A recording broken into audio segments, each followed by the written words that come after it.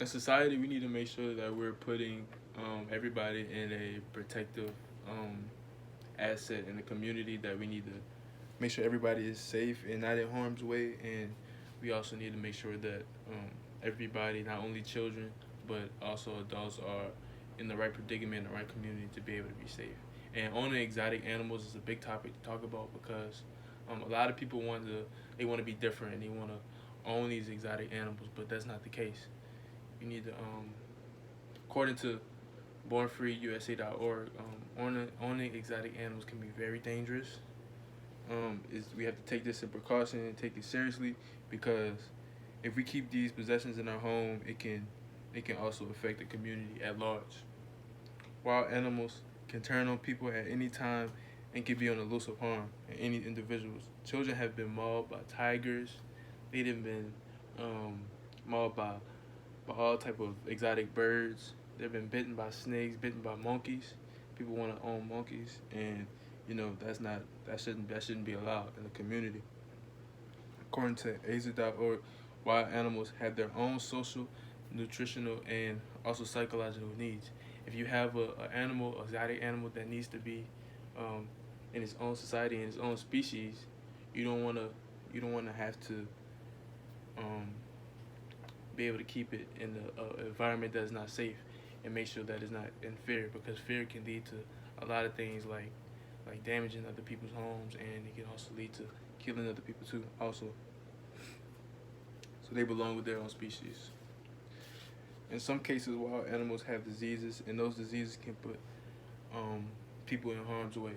It can put people in harm's way because of the sickness and the epidemics like we have going on now, and it can lead to a lot of deaths going on because a lot of these is like salmonella, HIV. Monkeys and exotic birds and snakes, they carry around those poisonous and those rare diseases that we don't want in a society. They carry that around, and we want to keep that away. Keep that away from the community, from the society, because we don't want it to spread in the area that we live in. Also, they can be fatal to humans and they can spread to other species. The Center of Disease Control, CDC, estimates about 93,000 cases of salmonella and HIV from exotic animals alone in the U.S. That's the cases. Fortunately, state officials no longer issue permit for many wild animals, and they make it tough because people try to get around the system, and they try to make sure that they are in a right predicament to try to own these animals when you really can't, but they try to beat the system. So that shouldn't be allowed. So they make it tough for it to be able to get them and be able to own them, which is good, and I really like that. Which being said, for some animals that are illegal to own, and you can do some serious time in federal prison. The maximum time is 5 years with a salary of $500,000. So that's the fine. You have to pay $500,000 after you get out of prison in 5 years. That's the maximum.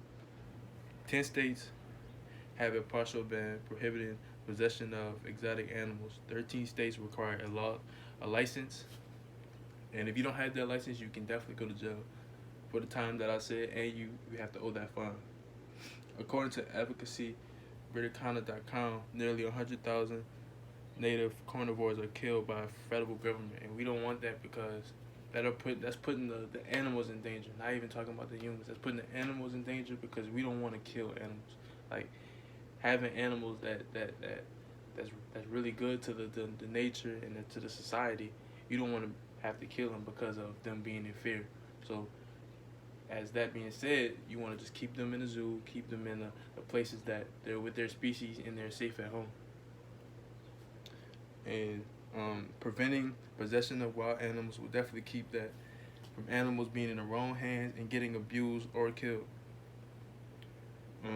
Wild animals need to be in the proper care, like the zoo, and be out of harm's way.